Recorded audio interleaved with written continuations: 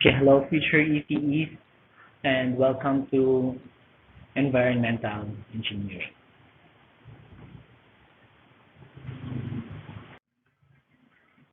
So, for this week, the focus of our discussion is about solid waste management.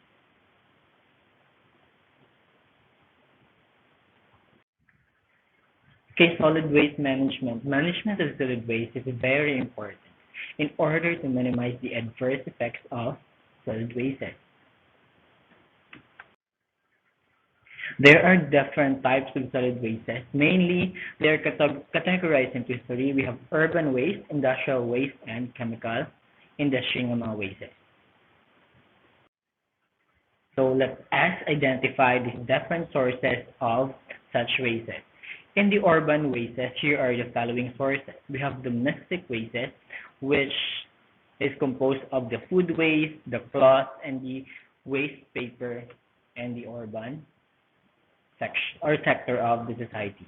Next, we have the commercial wastes. This includes packing materials, cans, and bottles, and others. Next one, we have construction wastes. So construction wastes from construction industries. So it includes wood and concrete debris. So these are just the major wastes, but there are still other wastes to be considered also. So we have also biomedical wastes, so composed of anatomical wastes and infectious wastes. Next one, we have industrial wastes. So there are a lot of industries in our society, but two of the major contributor of wastes is coming from the nuclear plants and thermal power plants. Nuclear plants generate radioactive wastes which is harmful to the mankind. And thermal power plants produces fly ash in large quantities. And they are major contributor of wastes. Next one, we have chemical industry.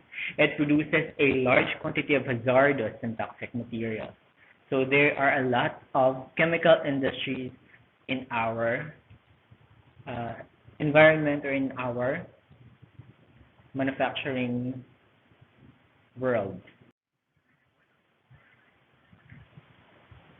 So what are the steps we need to know, or what are the steps involved in the solid waste management?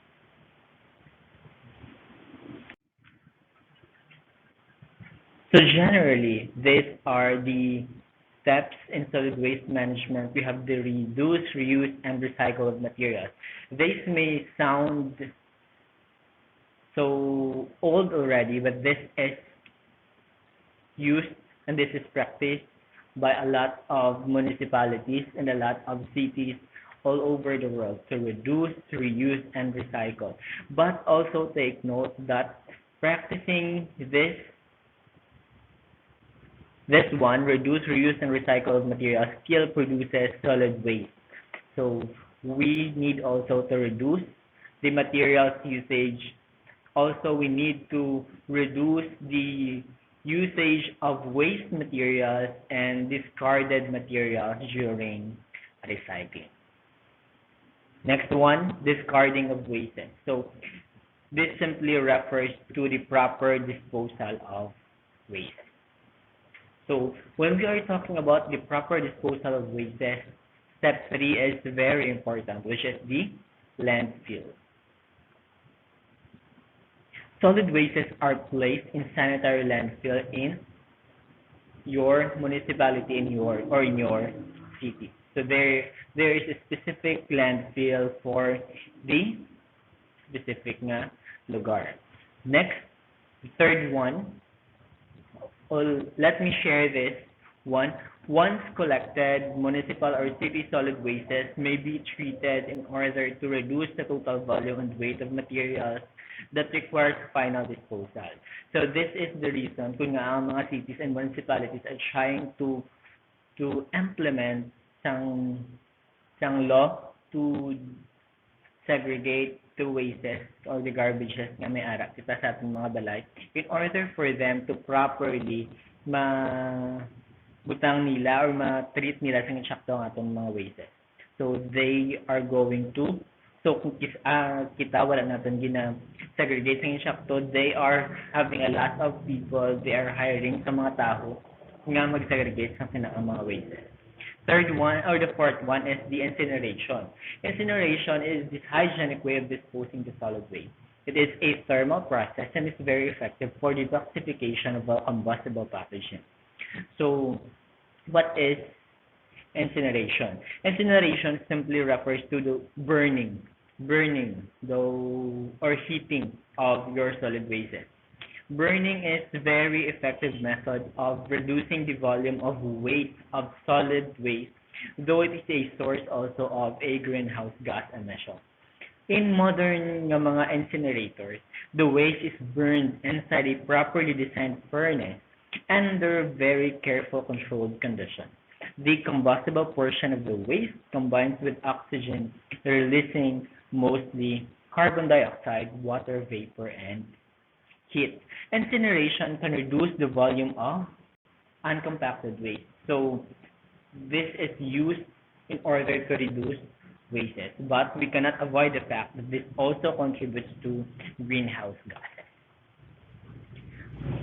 Then we have composting. It is another popular method practiced in many cities in the country. In this method, bulk organic waste is converted into fertilizing manure by biological action.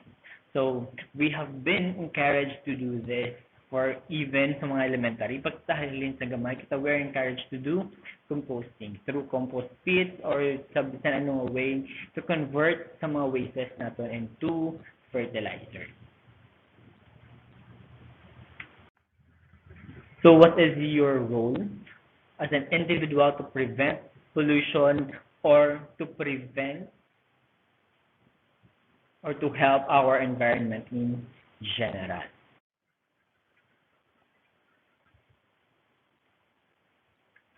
So here are the general role of an individual in saving our environment. So first, plant more trees. This may sound absurd already. You have heard this a lot of times already. But this is really helpful for all of us. So makabulig, gid mag-plant ng trees. So it will help us in global warming, help us also in greenhouse effect. So plant more trees.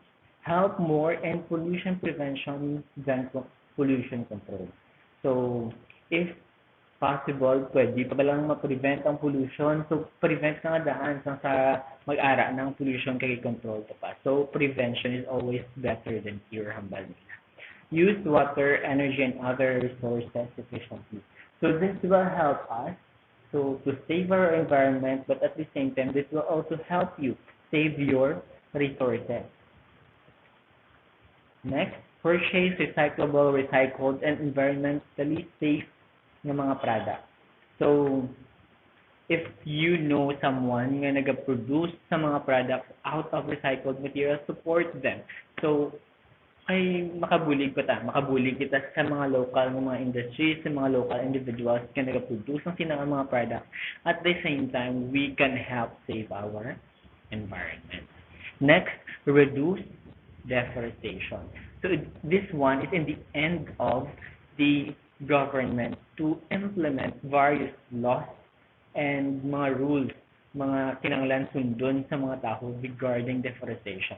But somehow in our own end, pwede man kita maka-contribute, pwede kita maka-minimize ng deforestation. Kaya kung tanawin natin, deforestation will go back ng Japon sa aton. So, pwede kita balikan sa deforestation.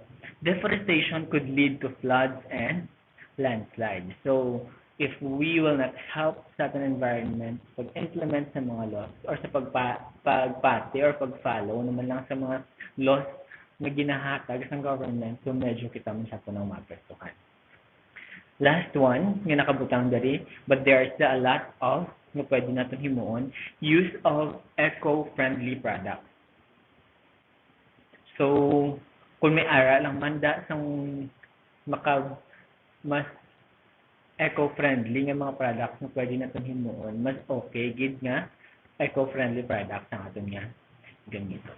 So these are just few of the things nga pwede natin himuon in order to help save our environment. So we could list down a lot of mga things na pwede natin himuon. But at the end of the day, ang kinahanglan natin lang naton is to start it sa atong kagalingon, to start it in our home.